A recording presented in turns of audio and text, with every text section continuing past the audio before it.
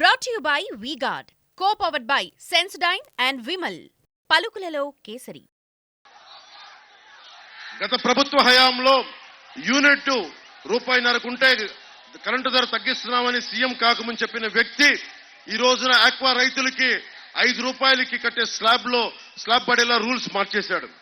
2019 ముందు ఒక బ్యాగు ఖరీదు, సీడ్ ఖరీదు ₹1650 అయితే ప్రస్తుతం రేటు ₹2750. అంటే ₹1100 వ్యత్యాసం. ప్రతి ఆక్వా రైతు కార్మికులు ఆలోచించాలి. ₹1150 పెంచిన వైసీపీ ప్రభుత్వం కావాలా, లేదంటే మీకు అండగా నిలబడే కూటమి ప్రభుత్వం కావాలా, అది ఒక ధర్మరాజు గారు కావాలా, లేదా పుట్టా మహేష్ యాదవ్ గారు కావాలా అన్నది మీరు చాలా లోతుగా ఆలోచించి ఓటేయాలి. ఆక్వా రైతు ప్రతి కేజీకి ₹50 నష్టపోతా ఉన్నారు. రైతు ఇంచుమించుగా 50,000 నష్టపోతా ఉన్నారు. రైతులు నష్టపోకుండా ఉండే బాధ్యత మేము వచ్చి మాట్లాడతాం, మీ సమస్యను తీరుస్తామని తెలియజేస్తా ఉన్నాం.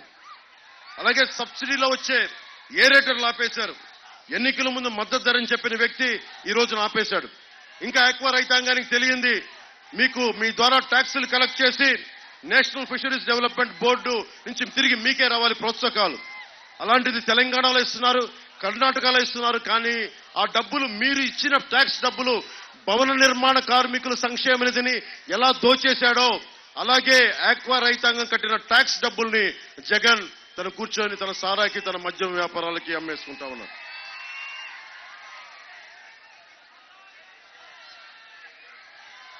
తాగునీటి సమస్య మనం అనుకోవచ్చు, అన్ని చోట్ల ఉండేది అనుకోవచ్చు. కానీ ఎక్కడైతే ఆక్వా ఉందో అక్కడ చాలా కష్టమైంది, క్లిష్టమైన పరిస్థితి ఏంటంటే, ఆక్వా ఉంటే ఉపాధి అవకాశాలు ఉన్నాయి, డబ్బులున్నాయి. దాంతోపాటు చెరువుల్లో క్రిమి సంహారక మందులు ఎక్కువ వాడతారు. దానివల్ల తాగునీటి సమస్య ఎక్కువైపోయింది. గ్రౌండ్ వాటర్ పొల్యూట్ అయిపోయింది. దానికి పరిష్కారం Godavari delta water purifying plants ఏర్పాటు చేసి మంచినీరు అందించకపోతే మీరు ఆడబిడ్డలకి పొత్తికడుపుకు సంబంధించిన సమస్యలు కానీ, బిడ్డలకి లంగ్ సమస్యలు కానీ, మనకి ఆరోగ్యపరమైన సమస్యలు తలెత్తుతూ ఉన్నాయి. కిడ్నీ డిసీజెస్ వచ్చేస్తా ఉన్నాయి. దీనికోసం ఒకటే పరిష్కారం, పోలవరం నుంచి పూర్తయితే దాని ద్వారా వచ్చే తాగునీరు మనకి చాలా అవసరం దానికి. సో మనకి ఏలూరు కెనాల్ నీళ్లతోటి ఇక్కడ తాత్కాలికంగా పోలవరం రెడీ అయ్యే వరకు తాగునీటిని సమస్య తీర్చే అవకాశం ఉన్నప్పటికీ కేవలం ఆ కెనాల్లో ఈ డబ్బుల్ని మద్యానికి ఖర్చు పెట్టి, అనవసరమైన చోట్ల ఖర్చు పెట్టి, వాళ్ళ ప్రభుత్వ భవనాలకి వైసీపీ రంగులు వేయడానికి 1300 కోట్లు, తీసేయడానికి 1000 కోట్లు ఖర్చు పెట్టి మనకి ఏలూరు కెనాల్ నీళ్లకి కెనాల్లో పూడికి తీయలేకపోతే మనకి ఇంకా ఉంగుటూరులో తాగునీటి సమస్య ఉంది. పోలవరం కట్టడం తర్వాత విషయం. ముందు ఈ నియోజకవర్గంలో పోలవరం కుడికాలువ పొడవున ఉన్న గట్లన్నీ మనకి పుడికి తీయాల్సింది పోయి చేసి బయటికి తీసిన మట్టిని మళ్ళీ వాసుబాబు గారు అమ్మేసుకున్నారని దృష్టిలో ఉంది. అలాగే క్రాప్ ఇన్సూరెన్స్, మనకి వెదర్ ఫోర్కాస్ట్ కానీ అగ్రికల్చర్ డిపార్ట్మెంట్ కోఆర్డినేట్ చేసుకుని రైతుల కష్టాన్ని మినిమైజ్ చేయొచ్చు. ఏ విధంగా కూడా ఈ ప్రభుత్వం చేయలేదు. ప్రధానమంత్రి గారి ఫసల్ బీమా యోజన పథకాన్ని కేంద్ర ప్రభుత్వం, క్రాప్ ఇన్సూరెన్స్ పథకం ఉంది, దానికి 50% కేంద్ర ప్రభుత్వం పెట్టుకుంటే 25% రైతు, 25% రాష్ట్ర ప్రభుత్వం పెట్టుకుంటుంది. ఈ రోజు వరకు రైతులు వాళ్ళు ప్రీమియం ఇస్తా ఉన్నారు. కానీ రాష్ట్రంలో ఆ బాధ్యత నుంచి తప్పించుకున్నారు.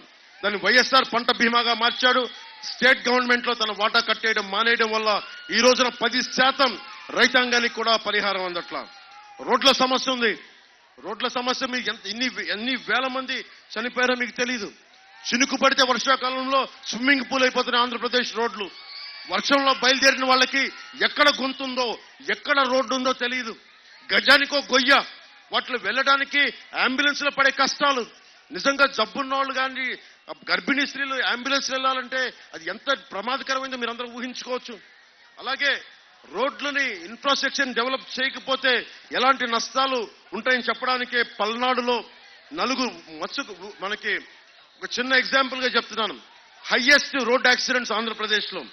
పల్నాడులో 4 పిల్లలు ఉన్న ఆనంద్ అనే యువకుడు చనిపోయాడు. Brought you by V-Guard, co-powered by Sensodyne and Vimal. పలుకులలో కేసరి.